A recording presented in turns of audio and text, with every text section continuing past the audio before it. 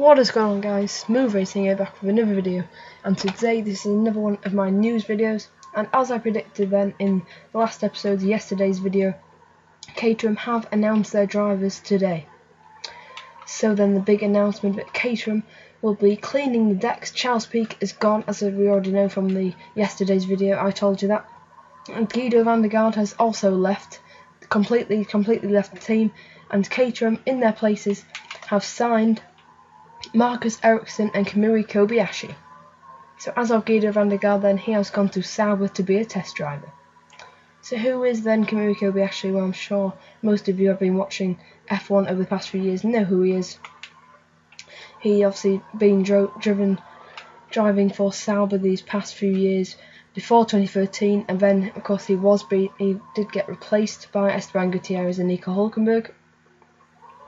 He did get that one podium then in the Japanese 2012 Grand Prix. That was probably one of my favourite post-race celebrations. Just him really letting his emotions out, and just the roar from the crowd as they saw their countryman on the podium, which is such a rare, quite sad, but it's such a rare thing for Japanese drivers to get into F1 alone, but actually to stand on that podium was a true great sight. As for Marcus Ericsson then, well, he's been in GP2 past couple of years. He drove for Dams, who before had, Romain Grosjean. He won in a Dams. He won the GP2 championship in a Dams car, and then he moved up to F1. And obviously David Valsacchi, obviously he won the GP2 championship in 2012 with the Dams car. Of course, he's now sort of out of the picture in F1. He might have to go into some other form of racing, maybe try and get a seat for 2015, because he's obviously now all the grid slots are full, meaning any driver not confirmed will not be getting a seat on the F1 2014 grid. So do I think then this is the right decision to give Marcus Ericsson this seat then? Also, he's very young, he's got very little mileage in an F1 car, and that's one thing he could struggle.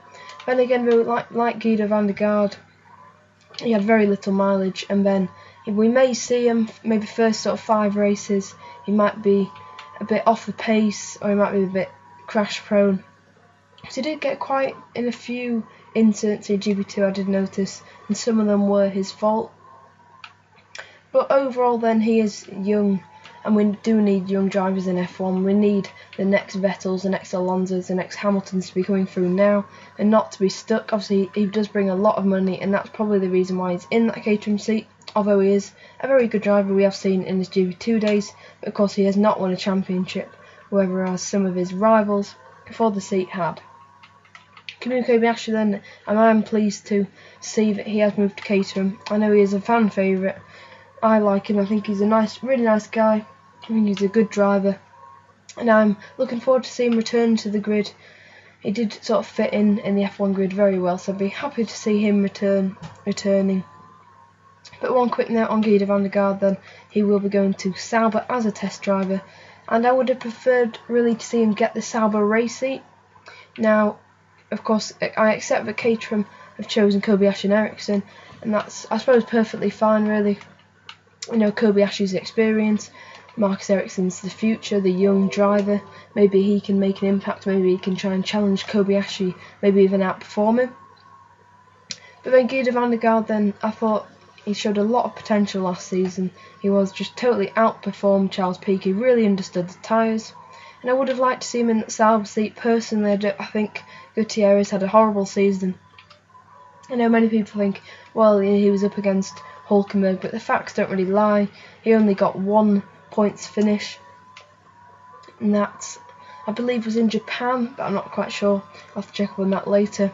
But of course, he's only got 1 points finish then to his name, and it's a bit poor considering all the things Hülkenberg got, because even if you compare someone like Paul di Resta, he still nearly outperformed Hülkenberg when he was his teammate at at Force India. So I would have liked to see Sutil and van der Garde at Sauber. I mean, I suppose I'm looking forward to Kobayashi and van der Garde being at Caterham.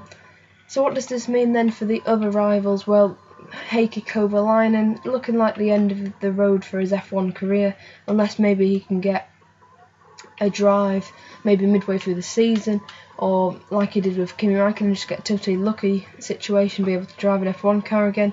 Maybe he'll come back to do some testing with Caterham, because I think he still is the test driver, I believe.